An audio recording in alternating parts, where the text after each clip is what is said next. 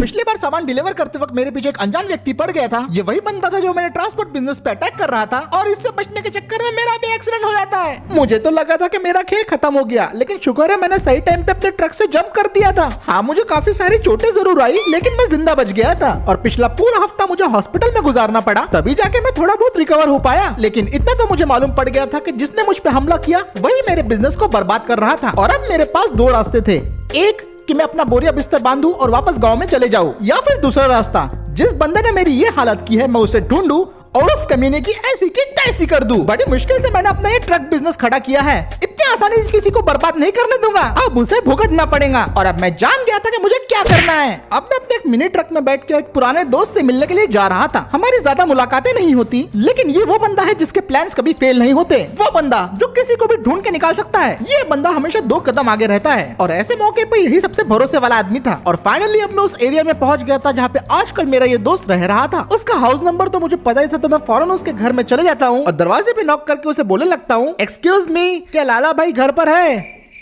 लाला भाई, लालू। पहले तो मुझे लगा कि शायद मेरा दोस्त घर पे नहीं है, लेकिन मुझे फिर ध्यान में आया कि इसे थोड़ा चिढ़ाना चाहिए। ओए लाला, वो तेरी 12th वाली का क्या हुआ? क्या वो तुझे अभी भी मांगा?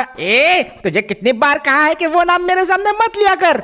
चल अब चुपचाप अंदर आ जा। मुझे मालूम था ये बंदा घर पे ही है। अब डोर खुला हुआ ही था तो मैं फौरन अपने दोस्त के घर में चले जाता हूँ और अब ऑलमोस्ट पूरे 4 साल के बाद मुझे मेरे दोस्त से मुलाकात होने जा रही थी। अरे तू तो काफी बदल गया रे लाला। ये तो कमर में दर्द है, बाल चले गए हैं, लंगड़ा हो गया हूँ मैं, और ऊपर से तू फोन में नहीं करता ना मूसा। सॉरी, मैं गलत था। लेस्टर उर्फ लाला, तू कभी नहीं बदलेगा, लेकिन तू बहुत बदल गया है। एक जमाने में गैंगस्टर हुआ करता था, लेकिन आज मोटर मालिक बन गया। कहानी बहुत लंबी है भाई, लेकिन इसमें मुझे तेरी मदद चाहिए।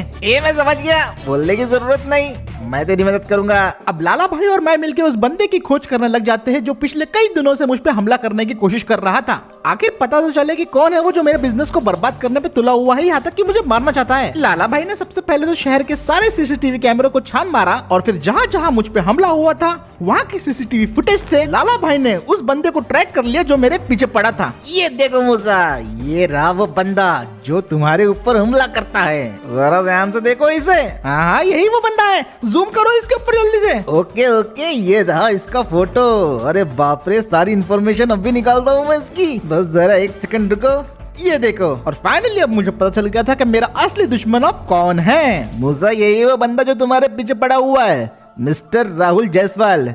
3 बार तड़ी पार रह चुका है। ये जायसवाल एंड सन्स के ओनर का बड़ा बेटा है और ये बंदा तो अभी तक 50 से ज्यादा लोगों को टपका भी चुका है। लेकिन इसकी मुझसे क्या दुश्मनी हो सकती है? सिंपल सी बात है, वो नहीं चाहता कि महाराष्ट्र में तुम्हारा ट्रांसपोर्ट बिजनेस चले। अब ये जायसवाल चाहे कुछ भी चाहता हो, लेकिन मुझे तो अपना ट्रांसपोर्ट बिजनेस करना ही है, लेकिन इसको तो पहले ठिकाने लगाना पड़ेगा। तो क्या सोच रहा है मूसा भाई, अब आगे क्या करना है? फिलहाल तो मैं ये सोच रहा हूँ कि इस जायसवाल के बच्चे की वाट कैसे लगाऊं। उसने मेरा ट्रक बिजनेस बर्बाद कर दिया और मुझे ऑलमोस्ट मार दिया था। चिल चिल चिल मूसा, चिल चिल, सोचने का काम मेरा है, तुम बस प्लान को एग्जीक्यूट करना, बाकी सब मुझ पे छोड़ दो। ये बात मैं बहुत अच्छे से जानता हूँ भाई, तभी मैं तुम्हारे पास आया हूँ। बोलो मुझे क्या करना है? सबसे पहले तो चूहे को उसके बिल से बाहर निकालना पड़ेगा। और ये कैसे करना है ये तो मैं बहुत अच्छी तरीके से जानता हूँ। बस जैसा मैं कहता हूँ वैसे करते जाओ। एक बार मैं जाल में फंस गया तो फिर देखना उसके साथ हम क्या करते हैं। तो अपने प्लान को अंजाम देने के लिए मैं सबसे पहले बबलू मैकेनिक की वर्कशॉप पे पहुंच जाता हूँ और उन्हें बोलने लगता हूँ, बबलू भाई आपको याद है मैंने आपको 16 व्हीलर ट्रक बनाने के लिए दिए थे, वो भी चैसी के साथ। हाँ, मुझे याद है, तुमने कहा था कि तुम्हें वो 2 महीने के बाद चाहिए, पर क्या हुआ? मुझे 4 ट्रक्स इसी हफ्ते रेडी चाहिए। कुछ भी करो आप, लेकिन मुझे इस हफ्ते वो ट्रक्स चाहिए। मैं एडवांस चार्ज देने के लिए भी तैयार हूँ बबलू भाई। अरे अरे, लेकिन अचानक से प्लान में चेंज, कोई बात है क्या? बात तो है बबलू भाई, लेकिन वो मैं आपको बाद में समझाऊंगा। क्या आप ट्रक्स को रेडी कर सकते हो? बस इतना बता दो। ठीक है मूसा, मैं तुम्हारे ट्रक्स रेडी कर दूंगा। अबे ओए जमुरो, काम पे लग जाओ। अब सबसे पहले तो मैं एक एक करके सारे के सारे चैसी को नागपुर से चंद्रपुर बुलवा लेता हूँ। और इस बार जो हमने टाटा की चैसी बुलवाई थी वो थी टाटा की 4925C चैसी। मतलब अब तो बनेंगे 16 चक्के वाले ट्रक्स और जलने वालों की तो और भी ज्यादा जल जाएंगी। अब जब सारे ट्रक की चैसी बबलू मैकेनिक के वर्कशॉप पे पहुंच गए थे तो मैंने भी बबलू मैकेनिक को बोल दिया कि जल्दी से जल्दी इनका काम शुरू कर दो। ज्यादा मॉडिफिकेशंस नहीं, इस बार सिर्फ अपने को ट्रक से मतलब है, तो जल्दी से जल्दी ट्रक्स को रेडी कर दो। ठीक है मूसा, तुम्हें काम जरूर पसंद आएगा। अब वर्कशॉप के अंदर चैसी लाने के बाद मैं सारे के सारे वर्कर्स को जमा करता हूँ और उन्हें पता देता हूँ कि हर तरीके की चैसी में किस तरीके का वर्क करना है। आप सभी लोग ध्यान दीजिए, इन सारे ट्रक को हमें जितना हो सके उतना ज्यादा रिजिड और मजबूत बनाना है। भले ही मॉडिफिकेशंस में कंजूसी कर देना, लेकिन गाड़ी की मजबूती में बिल्कुल भी नहीं, और चीप प्लास्टिक तो बिल्कुल भी इस्तेमाल नहीं करना है। ऐसे ही सारी बातें एक्सप्लेन करने के बाद वहाँ के कुछ वर्कर्स मुझसे पूछने लगते हैं, भाई आप जंग पे जाने वाले हो क्या जो इतना मजबूत टैंक जैसा ट्रक चाहिए? और भाई ट्रक के अंदर बूस्ट लगाने का क्या मतलब है? मूसा तुम्हें इन सब का जवाब देने की जरूरत नहीं है। देखो भाइयों, जिस तरीके का ट्रांसपोर्ट बिजनेस में करता हूँ वो किसी जंग से कम नहीं है, इसलिए ट्रक्स को मजबूत बनाना चाहे कुछ भी हो जाए। अगर समझ गए हो तो ट्रक पे काम शुरू कर दो। अब हमारे सारे ट्रक्स पे जोरों शोरों से काम शुरू हो गया था और सारे वर्कर्स मेरे बताए हुए तरीके से अपने अपने ट्रक्स को कस्टमाइज कर रहे थे। एक तरफ ट्रक के सामने वाले केबिन को बनाया जा रहा था और दूसरी तरफ बनाई जा रही थी ट्रक की रियर बॉडी, और इस बार ये हाई ग्रेड एल्यूमिनियम से बनाई जा रही थी। एक एक काम बिल्कुल बारीकी से किया जा रहा था और देखते ही देखते हमारे ट्रक्स अपने फॉर्म में आने लग गए थे। इस बार कोशिश की थी कि हर ट्रक को अलग अलग तरीके से पेंट किया जाए। हाँ भाई, कोई गैप तो नहीं दिख रहा, तो आगे बढ़ सकते हैं अपन। बस थोड़ा ध्यान रखना का वेल्डिंग छूट ना जाए। फिर उसके बाद हमने चैसी के अंदर भी मेजर पार्ट्स को रिप्लेस कर दिया और उसे और भी ज्यादा मजबूत बना दिया, और बढ़िया विजिबिलिटी के लिए हमने इसमें काफी सारे लाइट्स को भी ऐड कर दिया था। साथ ही हर ट्रक पे मैंने स्टिकर्स लगा दिए आयरन मैन के, क्योंकि हमारा ट्रक भी तो ऑलमोस्ट वही है। क्या लगता है बबलू भाई, ये ट्रक्स कब तक बन जाएंगे? जिस स्पीड से काम चल रहा है उसे देख के तो लगता है कि मंडे की सुबह तक ट्रक्स रेडी हो जाएंगे। अब तो बस मंडे का ही इंतजार है। अब मंडे की सुबह सुबह मैं बबलू मैकेनिक के पास पहुंच गया था, और इस बार के ट्रक्स को देख के तो मैं मान गया था कि बबलू मैकेनिक से बड़ा कोई कारीगर नहीं, क्योंकि इस बार जो ट्रक्स बनाए गए थे वो अभी तक की सबसे बेस्ट में से बेस्ट टाटा के मॉडिफाइड ट्रक्स में से एक होने वाले थे। और बात की जाए इनकी ऑरा की तो वो है 1 मिलियन। हर ट्रक को एकदम पूरे देसी स्टाइल में मॉडिफाई किया गया था, सिर्फ बोलने की नहीं बल्कि असली के रोड की एक किंग लग रहे थे। जितना हो सके हमने अपने इंडियन देसी ट्रक से इंस्पिरेशन ली है। काफी ध्यान से हमने हर एक ट्रक को एक अलग टाइप का पेंट जॉब दिया है, जो की काफी शानदार लग रहा था। साथ ही हमने बढ़िया से मॉडिफाइड व्हील कवर्स भी ट्रक के अंदर लगवा दिए थे, जो कि इन ट्रक्स की खूबसूरती को और भी ज्यादा बढ़ा देते हैं। साथ ही हमने कोशिश की है कि हर एक ट्रक को सामने से थोड़ा अलग डिजाइन दिया जाए, जैसे पहला ट्रक इस टाइप का बना, सेकंड ट्रक हमारा इस टाइप का बना, थर्ड ट्रक हमारा इस टाइप का बना, और फोर्थ वाला कुछ इस टाइप का बना। और जितने में हम ट्रक्स देख रहे थे उतने में लेस्टर उल्फ लाला भी वहाँ पे पहुँच गया था, लेकिन इस बार वो अकेले नहीं आया था। लाला भाई के साथ थे कुछ गैंग मेंबर्स, जो कि उस जायसवाल के बच्चों को सबक सिखाने में मेरा साथ देने वाले थे। और अब हम सभी तैयार थे, लेकिन अब मैं लाला से पूछने लगता हूँ कि हम ये जायसवाल के बच्चों को आखिर ढूंढेंगे कैसे। तो ये बात सुनने के बाद लाला भाई बोलने लगते हैं, हमें उसे नहीं ढूंढना है मूसा, वो हमें ढूंढते ढूंढते खुद हमारे पास आ जाएगा। बस सही तरकीब पता होनी चाहिए। चमाइला एक बार वो बाहर आया ना, अपन इसके टुकड़े टुकड़े कर देंगे। ये सब लोग शांत हो जाओ, शांत हो जाओ। माफ करना मूसा, ये काफी जज्बाती लोग हैं। कोई काम लेते हैं तो दिल से पूरा करते। ठीक है लाला भाई, लेकिन वो जायसवाल के बच्चे का क्या? ये बात तो तुम जानते ही हो मूसा कि अगर मछली को पकड़ना है तो चारा तो लगेगा ही, और हमारे केस में चारा कोई और नहीं बल्कि तुम हो मेरे दोस्त। मैं समझ गया भाई तुम्हारा प्लान। मोहल्ले में ढिंडोरा पिटवा दो रे मामा। मूसा ट्रांसपोर्ट कंपनी अब फिर से शुरू हो चुकी है। बेचारे सोच रहे थे कि उधार नहीं चुकाएंगे तो क्या होगा। लो हो गया, पर तुम्हारी सबसे बड़ी गलती थी जबान। जबान की कीमत तुम लोग क्या जानो साले जले हुए चिलगोजो। तुम लोग अगर और टाइम मांग लेते तो ठीक होता, लेकिन अपनी जबान से नहीं मुकरना चाहिए था। वही एक चीज है जिससे मुझे नफरत है, क्योंकि एक काम जब मैं पूरा कर देता हूँ उससे मैं पूरा। अब ये किसका फोन आ गया? बंटिया, हेलो। हेलो जायसवाल भाई एक बात बताने की है। तो बोल ना, चिल्ला क्यों रहा है? अरे वो मूसा मोटा वाला जिसको आपने मार दिया था, वो जिंदा है, जिंदा। ये नहीं हो सकता, मैंने उसे मार दिया था, मेरे आंखों के सामने जल के मर गया था वो। जायसवाल भाई मैंने उसके ट्रक चलते हुए अपने आंखों से देखे। कहाँ दिखा वो? जल्दी उसकी लोकेशन मेरे व्हाट्सएप पे भेज। तो ये कमीना बच गया, लेकिन मूसा मूसा मूसा तुझे उसे दिन खत्म हो जाना चाहिए था, क्योंकि अब आगे जो तेरे साथ होने वाला है वो जानने के बाद तू तो क्या, तेरे पूरे खानदान की रूह कांप जाएंगी। तो अब मैं अपने नए नवेले टाटा ट्रक को चंद्रपुर से लेके वनी की तरफ निकल पड़ा था। और बात की जाए अगर इस ट्रक की परफॉर्मेंस की तो ये तो काफी शानदार है। BS6 होने की वजह से ये चलने में ऑलरेडी काफी स्मूथ था, और BS4 ट्रक्स के मुकाबले इसमें काफी ज्यादा कंफर्ट होता है। और इस टाटा ट्रक की मॉडिफिकेशन का आइडिया भी मुझे आप सभी के कमेंट करने से आया था दोस्तों। तो कमेंट करके जरूर बताना कि अगर सब कुछ ठीक हुआ तो और कौन से ट्रक्स को लाना चाहिए, या फिर थोड़े बहुत बसेस की बारी है। अब मैं अपने ट्रक को लेके हाईवे पे आ गया था, और अभी तक तो सब कुछ ठीक चल रहा था। लाला भाई के प्लान के हिसाब से ही हम लोग चल रहे थे, और मुझे ऐसा लग रहा था कि कोई तो है जो घात लगाए बैठा है, और मैं बिल्कुल भी गलत नहीं था। मूसा फिर मुलाकात हो ही गई। अब वो जायसवाल एक ट्रक से मेरा पीछा कर रहा था और देख के मालूम हो रहा था कि वो भी पूरी तैयारी से आया है। मतलब अब प्लान को अंजाम देने का वक्त आ गया और जायसवाल ने आते से ही अपनी हरकतें शुरू कर दी थी। मुर्दे कब्र के बाहर नहीं अच्छे लगते बेटा। और अब वो मेरे ट्रक को ठोकने की कोशिश कर रहा था, लेकिन क्योंकि इस बार मेरा ट्रक भी मजबूत था तो छोटी मोटी टक्करों से तो मुझे फर्क नहीं पड़ने वाला था। कर ले बेटा, जितनी कोशिश करना चाहता है कर ले। लेकिन अब उसका गुस्सा और भी ज्यादा बढ़ते जा रहा था और वो मेरे ट्रक को पूरी तरीके से अनबैलेंस करने की कोशिश कर रहा था। कोई तरकीब काम नहीं आएंगी मेरा बच्चा।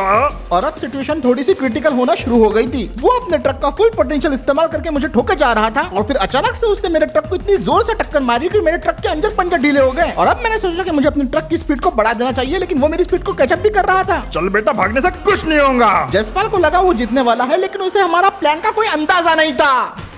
हम लोग आ गए। और ये चीज तो उस जायसवाल ने सोची नहीं थी। ओ शिट, ये ट्रैप है। बिल्कुल ये एक ट्रैप ही था जिसमें जायसवाल फंस गया था। क्यों बात बेड़ो, तुझे लगा कि तू ही लोगों को टपका सकता है क्या? लेकिन अभी तो बस हमारे प्लान की शुरुआत हुई थी, क्योंकि जायसवाल को ठिकाने लगाने एक नहीं बल्कि दो ट्रक्स आ रहे थे। क्या बात है भाई, घेराबंदी कर लो सालेगी। हमारा प्लान वर्क कर रहा था और वो जायसवाल बुरी तरीके से घबरा गया था। अब वो भागने की कोशिश कर रहा था और हमारे ट्रक्स उसे ठोक रहे थे। आज तो जिंदा नहीं छोड़ना है उस लोमड़ी वाले को। ये साला मूसा का बच्चा वो काफी चालाक निकला। और चालाकी अभी मेरी खत्म नहीं हुई थी, क्योंकि हमारा तीसरा ट्रक भी अब शामिल हो गया था इस चेस में। मुझे पकड़ के हमारे 4 ट्रक्स थे जो जायसवाल को टारगेट कर रहे थे। Shit! और हम लोगों ने सोच लिया था कि आज इस जायसवाल के बच्चे का खेल खत्म करना है। एक के बाद एक उसे लगातार टक्कर मारी जा रही थी। बेटा देखो, छोड़ूंगा नहीं तेरी तो। और कई बार उसका ट्रक डिसबैलेंस होते होते बच रहा था। नहीं बच गया। हमारे 4 ट्रक्स भूत के जैसे उसके पीछे पड़ गए थे और फाइनली अब इस जायसवाल को पूरी तरीके से निपटाने की बारी आ गई थी। जायसवाल को इतनी आसानी से कोई फंसा नहीं सकता। जब हमें लग रहा था कि बाजी ऑलमोस्ट हमारे हाथ में आ ही गई है, तब अचानक से जायसवाल ने हथियारों का इस्तेमाल करना शुरू कर दिया था। हमारे ट्रक्स पे तो ऑलरेडी काफी प्रोटेक्शन थी, तो छोटी मोटी बुलेट्स का तो कोई असर नहीं पड़ा। लेकिन ये बात से जायसवाल को और भी ज्यादा गुस्सा आ गया था और अब वो प्योर साइको मोड में चला गया था। उसने अपनी पिस्टल निकाली और ट्रक पे हमला करने की बजाय सीधे ट्रक के अंदर बैठे ड्राइवर्स को निशाना बनाना शुरू कर दिया। पहले तो उसने फाइट बैक किया और हमारे एक ट्रक को डिसबैलेंस करने की कोशिश की। अबे यार, ये क्या कर रहा है यार। और पता नहीं कैसे उसने सही मौका देखने के बाद अपनी पिस्टल की सारी गोलियां हमारे एक ड्राइवर को लगा दी। अरे ये क्या, हमारा एक ड्राइवर खत्म हो गया और गोलियां इंटीरियर में लगने की वजह से ट्रक में आग लग गई थी। अचानक से उस जायसवाल ने खेल बदल दिया था। रुक बेटा रुक, तुझे भी अभी बताता हूँ। अब देखो, काट डालूंगा मैं। जायसवाल ने दूसरे ट्रक पे भी फायरिंग शुरू कर दी। पहले कुछ बुलेट्स का तो असर नहीं हुआ, लेकिन एक बुलेट टैंक में लगने की वजह से ट्रक में ब्लास्ट हो गया था। मुझे बचाओ, मुझे बचाओ। जायसवाल की वजह से हमने हमारे 2 ट्रक्स खो दिए थे। नहीं, ये नहीं हो सकता। प्लान में ये होगा इस बात की उम्मीद तो बिल्कुल भी नहीं थी। और अब सिर्फ मैं और वो दूसरा गैंग वाला बंदा जायसवाल के ट्रक का पीछा कर रहे थे। मैंने गैंग वाले बंदे को कहा कि अपने ट्रक को दूर कर लो, लेकिन वो बहुत गुस्से में था और दोनों ट्रक्स के सामने लड़ाई शुरू थी। आजा बेटा आजा। हमारा तीसरा ट्रक जायसवाल को कैचअप करने की पूरी कोशिश कर रहा था, लेकिन इसी चक्कर में वो जायसवाल की चाल में फंस गया। जायसवाल ने सही मौका देख के इस पे फायरिंग कर दी और टायर्स और इंजन टैंक फटने की वजह से हमारा ये ट्रक भी पूरी तरीके से डिस्ट्रॉय हो गया था। अब मेरे तीनों ट्रक जल के खाक हो चुके थे और प्लान पूरी तरीके से बर्बाद हो चुका था। और अब मेरे गुस्से का पारा 7वें आसमान में जा चुका था और मैंने फैसला कर लिया था कि इसको तो मैं ही सबक सिखाऊंगा। तो मैं अपना फुल एक्सेलरेट से इसे ठोकना शुरू कर देता हूँ। पागल हो गए क्या साले? जायसवाल का ट्रक पहले के हमलों से थोड़ा सा डैमेज था, इसलिए वो भागने की कोशिश कर रहा था, लेकिन मैंने तो इसका खेल आज ही खत्म करना है। मैं उसे कैचअप करता हूँ और एक और बार टक्कर मारता हूँ। उसका ट्रक डिसबैलेंस हो रहा था। इसी मौके का फायदा उठाते हुए मैं उसके ट्रक को ठोकते हुए सीधा लेके जाता हूँ पेट्रोल पंप की तरफ और इस बार तो ये खेल खत्म। उसके ट्रक को मैं सीधे पेट्रोल पंप में भिड़ा देता हूँ, जिसकी वजह से हमें बहुत बड़ा ब्लास्ट हो जाता है। और आखिरकार इस जायसवाल के बच्चे का खेल हमेशा के लिए खत्म होता है। जय और मात।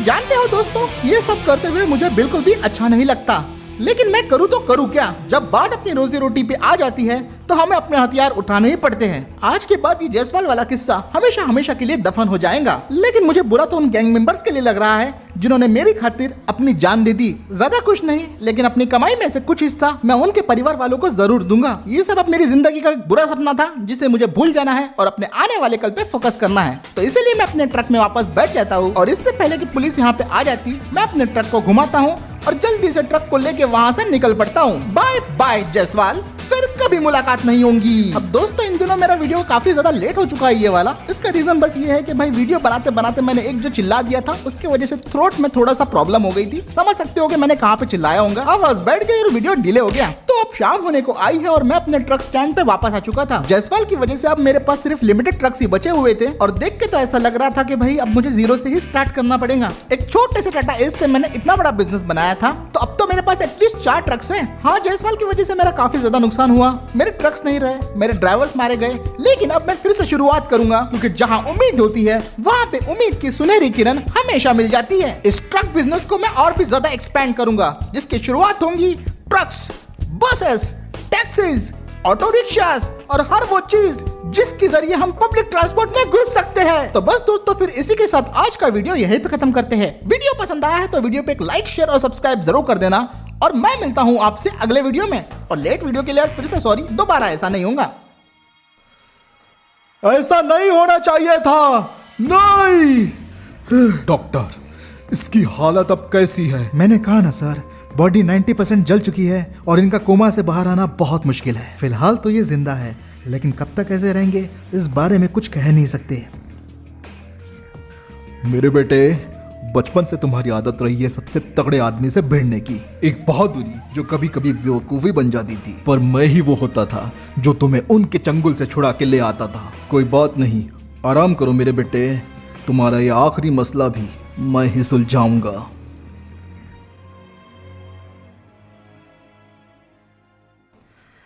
मेरे बेटे का ख्याल रखना डॉक्टर, अगर इसे कुछ भी हुआ तो पूरे हॉस्पिटल को जला दूंगा। और यूके से दूसरे डॉक्टर्स की टीम तो आ रही है ना? हाँ सर, मगर क्यों?